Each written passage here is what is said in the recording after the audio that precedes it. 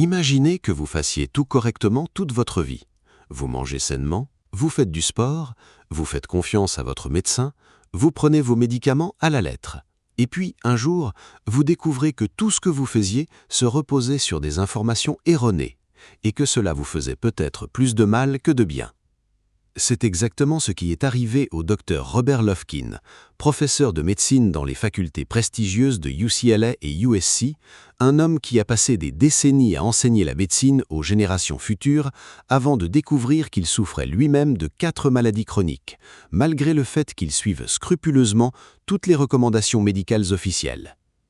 Ce livre n'est pas une attaque contre les médecins ni contre la médecine en général. C'est en réalité un aveu courageux venu de l'intérieur du système médical lui-même, quelqu'un qui y a vécu, qui y a enseigné et qui a décidé de vous dire ce que personne ne vous avait dit auparavant, que les maladies chroniques qui ravagent notre époque, le diabète, l'hypertension, l'obésité, Alzheimer et les maladies cardiaques, partagent toutes une cause profonde commune qui a été ignorée pendant des décennies, à savoir le dysfonctionnement métabolique. Le docteur Lufkin ne se contente pas de révéler les mensonges. Il vous propose un plan concret basé sur des preuves scientifiques solides, fondées sur des changements de mode de vie en matière de nutrition, de sommeil, d'activité physique et de gestion du stress, plutôt que sur une dépendance excessive aux médicaments qui traitent souvent les symptômes en ignorant la cause réelle. Dans ce résumé, vous trouverez non seulement ce que dit le livre, mais ce que cela signifie concrètement pour votre vie, votre santé, votre famille et chaque décision médicale que vous prendrez désormais. Si vous croyez que la connaissance est le premier pas vers une vie meilleure, alors Bibliovoix est votre maison. Abonnez-vous maintenant et activez la cloche, parce que chaque résumé ici pourrait être la lumière qui change à jamais votre façon de voir le monde. J'ai tout fait correctement et j'ai failli mourir quand même. Le docteur Robert Lufkin commence son récit par un moment de vérité bouleversant. Un homme au sommet de sa carrière professionnelle, médecin et professeur universitaire spécialisé en radiologie, auteur de plus de 200 articles scientifiques évalués par des pairs, se retrouve un jour assis devant les résultats de ses analyses médicales qui lui révèlent que son corps se désintègre lentement de l'intérieur. Hypertension artérielle, anomalie des lipides, prédiabète et d'autres maladies chroniques, tout cela malgré le fait qu'il n'avait jamais négligé sa santé un seul jour de sa vie. Lufkin a grandi dans un environnement très conscient de l'importance de la santé. Sa mère était diététicienne, ce qui lui avait donné dès son jeune âge une connaissance approfondie de ce qu'il fallait manger et éviter. Il avait suivi le régime pauvre en graisse recommandé par l'establishment médical pendant des décennies, éviter les graisses saturées, pratiquer une activité physique régulière et consulter ses médecins sans relâche. En un mot, il était le modèle parfait du patient discipliné et responsable. Pourtant, la réalité prouvait exactement le contraire. Plus il respectait ses recommandations, plus son état de santé se dégradait. C'est alors que commencèrent à se former en lui des questionnements profonds auxquels il n'était pas préparé. Est-ce que ce que nous avons appris dans les facultés de médecine est vraiment exact? Est-ce que les recommandations nutritionnelles auxquelles nous avons fait confiance pendant des décennies servaient réellement notre santé ou lui nuisaient? Le hasard le mit face à son ami le journaliste scientifique Gary Taubes, qui lui ouvrit les yeux sur des recherches longtemps marginalisées. Ces recherches affirmaient que les graisses naturelles n'avaient jamais été le véritable ennemi, et que la vraie cause derrière la vague de maladies chroniques étaient les glucides raffinés et les sucres ajoutés qui envahissent notre alimentation moderne. Ces aliments sont ceux qui créent ce que Lufkin appelle le dysfonctionnement métabolique, c'est-à-dire un trouble dans la façon dont le corps traite l'énergie au niveau cellulaire. Ce qui rend ce chapitre particulièrement frappant n'est pas seulement l'histoire personnelle de Lufkin, mais l'aveu implicite qu'il porte. L'ensemble du système médical enseignait ce qu'il enseignait et recommandait ce qu'il recommandait, sans disposer de preuves suffisantes que cela protégeait réellement les gens, et que bon nombre des recommandations médicales officielles étaient davantage influencées par les pressions de l'industrie alimentaire et pharmaceutique que par la science pure. La conclusion que Lufkin veut que vous reteniez de ce chapitre est que la maladie chronique n'est ni une sentence définitive, ni un destin inévitable. Le corps humain possède une capacité extraordinaire de guérison dès lors qu'on lui offre le bon environnement. Mais le premier pas commence toujours par remettre en question ce que vous croyez savoir, car le type d'ignorance le plus dangereux est celui qui se drape dans les habits de la certitude. Le mensonge du métabolisme. Lorsque la plupart des gens entendent le mot métabolisme, une idée simple leur vient à l'esprit. Le corps brûle ce qu'on mange et élimine le reste. Cette définition simpliste est précisément ce qui nous a fait comprendre le métabolisme de manière erronée pendant des décennies, et c'est de cette incompréhension qu'est né le grand mensonge. Le métabolisme dans sa réalité n'est pas simplement une digestion. C'est un système biologique d'une complexité extraordinaire qui contrôle absolument tout à l'intérieur de votre corps, de la façon dont vos cellules se développent à la vitesse à laquelle vous vieillissez, de votre niveau d'énergie quotidien à votre prédisposition au cancer, à Alzheimer ou aux maladies cardiaques. Autrement dit, le métabolisme n'est pas une fonction unique assurée par votre système digestif, c'est le moteur caché qui gère l'intégralité de votre vie au niveau cellulaire. Lufkin explique dans ce chapitre comment la médecine moderne a commis une erreur fondamentale en isolant chaque maladie dans sa propre boîte. Mais ce que révèlent les recherches récentes est tout le contraire, car toutes ces maladies partagent une même racine, le dysfonctionnement métabolique dans le traitement de l'énergie. Parmi les concepts les plus importants de ce chapitre figure la voie TAR, une protéine à l'intérieur de la cellule qui fonctionne comme un interrupteur principal entre deux modes opposés, la croissance et la construction quand la nourriture est disponible, et le nettoyage et la réparation cellulaire quand le corps est en état de jeûne. Le problème est que notre alimentation moderne gorgée de sucre et de glucides raffinés maintient cet interrupteur en mode croissance en permanence, perturbant ainsi le processus de nettoyage cellulaire appelé autophagie, ce processus par lequel le corps élimine les cellules endommagées avant qu'elles ne deviennent des foyers de maladie. Le message fondamental de ce chapitre est que comprendre votre métabolisme n'est pas un luxe intellectuel, mais une clé indispensable pour comprendre comment vous tombez malade et comment vous guérissez.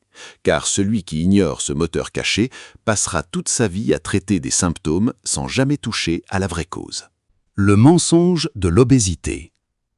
Cette formule que nous avons entendue des milliers de fois de la bouche des médecins, des coachs sportifs et des nutritionnistes, « mangez moins et bougez plus », semble logique à première vue, comme une équation mathématique simple, calories entrantes contre calories sortantes, et la différence entre les deux définit votre poids. Mais Lufkin révèle dans ce chapitre que cette équation n'est pas seulement simpliste, elle est dangereusement trompeuse et que son application telle qu'elle est la principale raison pour laquelle des millions de personnes à travers le monde échouent à maintenir un poids sain malgré leur volonté sincère et leurs efforts réels. Le problème fondamental de cette théorie est qu'elle traite le corps comme une machine thermique inerte, dans laquelle le carburant entre et l'énergie sort à un taux fixe. Mais le corps humain n'est absolument pas ainsi. C'est un système hormonal biologique d'une intelligence remarquable qui répond à la qualité de ce que vous mangez avant de répondre à la quantité. Et l'hormone qui contrôle cette réponse de manière principale est l'insuline. Lorsque vous consommez des glucides et des sucres, l'insuline monte dans votre sang. Sa mission est d'acheminer le glucose vers les cellules. Mais en même temps, elle donne un ordre explicite au corps d'arrêter de brûler les graisses stockées. Cela signifie que la présence d'une insuline élevée rend littéralement les graisses prisonnières à l'intérieur de vos cellules adipeuses, incapables d'en sortir, peu importe combien vous marchez et vous épuisez à la salle de sport. Quant à l'exercice physique, Lufkin ne s'y oppose pas, mais il recadre correctement son rôle. L'exercice est très bénéfique pour la santé cardiovasculaire, le bien-être mental et l'efficacité musculaire, mais il n'est pas l'outil principal pour perdre du poids. Les recherches révèlent même qu'un exercice intensif augmente souvent l'appétit et élève les niveaux d'insuline de manière qui compense une grande partie des calories brûlées. La vraie solution que propose Lufkin ne passe pas par la réduction des calories, mais par le changement de la qualité de l'alimentation, de façon à abaisser l'insuline et à redonner au corps sa capacité naturelle d'accéder à ces graisses stockées et de les utiliser comme carburant. L'obésité n'est pas un crime que vous commettez contre vous-même, c'est un message que vous envoie votre corps pour vous dire qu'il reçoit le mauvais type de carburant. Les mensonges du diabète. Si vous demandiez à une personne ordinaire quels sont les dangers du sucre, elle vous répondrait probablement avec deux réponses. Il provoque l'obésité et abîme les dents. Cette réponse n'est pas inventée par les gens, c'est précisément ce qu'ont ancré dans nos esprits l'establishment médical et alimentaire pendant des décennies. Comme si le sucre, après ces deux dommages mineurs, devenait une substance innocente ne méritant aucune inquiétude. Mais Lufkin ouvre dans ce chapitre un dossier parmi les plus alarmants de l'histoire de la médecine moderne et affirme clairement que le sucre est l'une des substances les plus destructrices pour le corps humain et que ce que nous en savons jusqu'à présent ne représente qu'une infime partie de la vérité complète. Le poids de départ est la compréhension de la différence entre deux types de sucre que le corps traite de deux façons complètement différentes. Le glucose, que toutes les cellules du corps peuvent consommer et dont elles peuvent bénéficier, et le fructose, que seul le foie peut traiter. Et c'est là que réside la catastrophe silencieuse, car le sucre blanc connu sous le nom de saccharose est composé de presque égales proportions des deux, ce qui signifie que la moitié de chaque cuillère de sucre que vous mettez dans votre café va directement à votre foie pour y être traité seul, loin du reste du corps. Lorsque le foie reçoit des quantités de fructose dépassant sa capacité de traitement, il recourt à la seule solution disponible, les convertir en graisse et les stocker. C'est ainsi que commence un parcours pathologique dangereux, qui débute par le foie gras, puis évolue vers la résistance à l'insuline, puis vers une élévation continue de la glycémie, puis vers le diabète de type 2. Tout cela pendant que le patient suit les recommandations de son médecin à la lettre et croit qu'il contrôle sa maladie avec ses médicaments réguliers. Ce que Lufkin révèle et qu'il considère parmi les choses les plus indignantes est que l'élévation de la glycémie n'endommage pas seulement le pancréas, mais atteint tous les vaisseaux sanguins du corps de façon progressive. Les vaisseaux délicats des yeux sont affectés, provoquant des dommages visuels, les vaisseaux des reins se détériorent, entraînant une insuffisance rénale, et les nerfs perdent leur alimentation, déclenchant des neuropathies douloureuses dans les pieds et les mains. Toutes ces complications graves marchaient lentement dans le corps pendant de longues années avant que le patient entende pour la première fois le diagnostic du diabète. Le mensonge du foie gras. Lorsqu'un médecin annonce à son patient qu'il souffre d'une stéatose hépatique non alcoolique, cette annonce est très souvent suivie d'une seule phrase, prononcée avec le ton de la vérité absolue. Il n'existe aucun traitement pour cette condition. Surveillez votre poids et revenez dans 6 mois. C'est précisément cette phrase que Lufkin place sur le banc des accusés dans ce chapitre, car elle n'est pas seulement une information incomplète, c'est un mensonge médical complet qui prive des millions de patients d'un traitement efficace, existant et soutenu par des preuves scientifiques solides. La stéatose hépatique non alcoolique, connue sous l'acronyme NAFLD, est une condition dans laquelle des graisses s'accumulent à l'intérieur des cellules du foie chez des personnes qui ne consomment pas d'alcool. Elle était historiquement considérée comme une maladie rare, mais aujourd'hui, les chiffres indiquent qu'entre 1/4 et 1/3 de la population mondiale en souffrent à des degrés divers, et beaucoup l'ignorent, car elle ne provoque aucun symptôme notable dans ses premiers stades. Le vrai coupable n'est pas la graisse alimentaire, comme on l'a prétendu pendant des décennies, mais le fructose et les glucides raffinés que le foie est contraint de convertir en graisse lorsqu'il ne peut pas les traiter assez rapidement. Autrement dit, le foie gras est fondamentalement le résultat direct d'une alimentation riche en sucre et en glucides raffinés.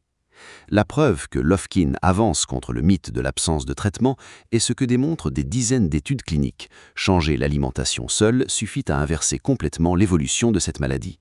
Lorsque le patient abandonne les sucres et les glucides raffinés et adopte une alimentation pauvre en glucides, les graisses accumulées dans le foie commencent à reculer de manière significative en quelques semaines seulement, ce que confirment les images radiologiques avant et après le changement alimentaire de façon indiscutable. Ce chapitre pose une question dérangeante à laquelle on ne peut pas échapper. Si le traitement existe et est scientifiquement documenté, pourquoi dit-on aux patients qu'il n'en existe aucun ? La réponse que suggère Lufkin est douloureuse, car l'entité qui finance la plupart des recherches en nutrition est la même qui bénéficie du maintien des gens dépendants du sucre et des glucides raffinés. Et lorsque l'argent trace les cartes de la médecine, le patient est le dernier à qui l'on pense. Le mensonge de l'hypertension. L'hypertension artérielle est la maladie la plus diagnostiquée de notre époque. On estime qu'1 milliard de personnes dans le monde en souffrent, et chaque minute où un patient s'assoit face à son médecin pour entendre ce diagnostic pour la première fois, la main du médecin se tend vers l'ordonnance et y inscrit un médicament anti-hypertenseur qui commence aujourd'hui et ne finit jamais. Cette scène qui se répète des millions de fois chaque jour dans les cabinets médicaux du monde entier est ce que Lufkin place sous le microscope dans ce chapitre. Non pas parce que les médicaments ne font pas baisser la tension, car ils le font effectivement, mais parce que faire baisser le chiffre sur l'appareil de mesure n'est absolument pas la même chose que traiter la cause qui a élevé ce chiffre en premier lieu. L'hypertension, dans la grande majorité des cas, n'est pas une maladie indépendante en soi, mais un symptôme d'un problème plus profond. Lorsque le corps élève la tension artérielle, il le fait pour une raison, soit parce que les vaisseaux sanguins ont perdu leur élasticité à cause de l'inflammation chronique, soit parce que les reins retiennent le sodium et les liquides en quantités anormales, soit parce que le système insulinique est perturbé et force les vaisseaux à se contracter. Dans tous ces cas, donner un médicament qui fait baisser la tension de force ressemble à faire taire une alarme incendie sans éteindre l'incendie qui l'a déclenché. Les chiffres que cite le livre sont frappants. De multiples études cliniques ont prouvé qu'adopter une alimentation pauvre en glucides avec la pratique du jeûne intermittent a conduit à une baisse de la tension artérielle comparable ou supérieure à celle obtenue par les médicaments antihypertenseurs courants, et ce, sans aucun des effets secondaires qui accompagnent ces médicaments, comme les vertiges, la fatigue, les troubles de l'érection et l'élévation du mauvais cholestérol. Lufkin va encore plus loin en soulevant une question particulièrement dérangeante sur la frontière entre une tension normale et une tension élevée nécessitant un traitement, et comment cette limite a été abaissée à plusieurs reprises au fil des décennies, multipliant ainsi du jour au lendemain le nombre de patients nécessitant des médicaments. La conclusion est claire, le vrai traitement de l'hypertension commence dans la cuisine avant de commencer à la pharmacie. Le mensonge des maladies cardiovasculaires. Il n'existe aucun médicament dans l'histoire de la médecine moderne qui ait bénéficié d'une promotion comparable à celle des statines, ces médicaments réducteurs de cholestérol qui sont devenus parmi les plus vendus sur la surface de la Terre et sont prescrits à des millions de personnes chaque jour comme bouclier protecteur contre les crises cardiaques. Mais Lufkin ouvre dans ce chapitre un dossier épineux et dérangeant en affirmant à voix haute ce que beaucoup de chercheurs indépendants se murmurent dans les couloirs de la science: les statines ont été construites sur une histoire de cholestérol incomplète et le prix de cette histoire inachevée est payé par les patients avec leur santé et leur argent. L'histoire a commencé au milieu du siècle dernier lorsque le chercheur Ansel Keys a établi dans sa célèbre étude un lien entre les graisses saturées, l'élévation du cholestérol et les maladies cardiaques. Mais ce que l'on ne dit pas assez fort est que cette étude a sélectionné ces données avec soin et ignoré des pays dont les résultats ne correspondaient pas à la théorie que l'on voulait prouver. Le cholestérol en lui-même n'est pas une substance maléfique, mais une substance vitale que les cellules du corps fabriquent parce qu'elles en ont besoin pour construire leurs membranes, produire leurs hormones et faire fonctionner leur cerveau. Ce que révèle Lufkin est que toutes les particules de cholestérol LDL ne sont pas égales en termes de dangerosité. Les grandes particules passent à travers les vaisseaux sans s'y accumuler facilement, tandis que les petites particules denses sont celles qui pénètrent les parois des vaisseaux et déclenchent la formation des plaques responsables des crises cardiaques. Et le paradoxe choquant est que c'est précisément une alimentation riche en sucre et en glucides raffinés qui élève ces petites particules dangereuses, tandis que les graisses naturelles élèvent les grandes particules moins dangereuses. Concernant les effets secondaires des statines, ils sont documentés scientifiquement et incluent des douleurs musculaires pouvant aller jusqu'à de véritables lésions musculaires, une perturbation du métabolisme du glucose qui augmente le risque de diabète, ainsi qu'une réduction des niveaux de la coenzyme Q10 essentielle à la santé des cellules du cœur lui-même. La conclusion de Lufkin est que la vraie santé cardiaque se construit en réduisant l'inflammation chronique et en améliorant le métabolisme, non pas en avalant chaque matin une pilule qui masque le problème sans jamais le résoudre. Le mensonge du cancer. Le cancer est le mot qui glace le sang dans les veines et le diagnostic qui divise la vie en avant et après. Pendant des décennies, la médecine moderne nous a présenté une seule version bien établie sur la cause de cette maladie terrifiante. Le cancer naît lorsque les mutations s'accumulent dans l'ADN, à l'intérieur de la cellule, jusqu'à ce qu'elle perde le contrôle de sa croissance et commence à se multiplier de façon anarchique et destructrice. C'est sur cette version que l'industrie pharmaceutique a construit des centaines de milliards de dollars en développant des thérapies ciblées visant des mutations spécifiques. Et le résultat, après tout cet investissement colossal, des échecs répétés et cuisants qui n'ont pas arrêté la maladie, ni même réellement ralenti sa progression chez la grande majorité des patients. Cet échec accumulé est le point de départ de Lofkin dans ce chapitre. Il pose une question logique et dérangeante à la fois. Si les mutations de l'ADN sont la cause profonde, pourquoi leur élimination n'arrête-t-elle pas la maladie ? La réponse vient d'un endroit inattendu, des travaux du biologiste Thomas Seyfried et d'autres chercheurs qui ont ressuscité une théorie ancienne formulée par Otto Warburg dans les années 20 du siècle dernier, théorie pour laquelle il avait reçu le prix Nobel avant d'être rangé dans les tiroirs de l'oubli. Cette théorie affirme que le cancer, dans son essence, n'est pas une maladie des gènes, mais une maladie du métabolisme, plus précisément une maladie des mitochondries, ces petites centrales énergétiques à l'intérieur de chaque cellule qui, lorsqu'elles tombent en panne, poussent la cellule à basculer vers un mode primitif et inefficace de production d'énergie basé sur la fermentation du glucose. Ce qui rend cette théorie révolutionnaire est ce qu'elle implique sur le plan thérapeutique. Si les cellules cancéreuses dépendent presque entièrement du glucose comme carburant, tandis que les cellules saines peuvent fonctionner avec les cétones dérivés des graisses, alors priver le corps de glucose via le régime cétogène et le jeûne représente une stratégie logique pour affaiblir les cellules cancéreuses sans toucher aux cellules saines. Lofkin cite également une statistique saisissante. Les cancers attribuables à de véritables mutations génétiques héréditaires ne dépassent pas 5 à 10% du total des cas, tandis que les 90% restants sont liés à des facteurs environnementaux, alimentaires et comportementaux modifiables, ce qui signifie que la plupart des cancers ne sont pas un destin inscrit dans vos gènes, mais en grande partie le résultat de ce que vous mettez dans votre bouche jour après jour. Le mensonge d'Alzheimer. Il n'existe pas de diagnostic en médecine qui projette son ombre sur l'être humain et sa famille avec un poids comparable à celui d'Alzheimer. Cette maladie qui vole d'abord la mémoire, puis la personnalité, puis l'être humain tout entier alors qu'il est encore en vie. Pendant des décennies, la version médicale officielle affirmait que cette maladie était causée par l'accumulation d'une protéine appelée bêta-amyloïde dans les cellules du cerveau, formant des plaques qui tuent les neurones et perturbent les connexions entre eux.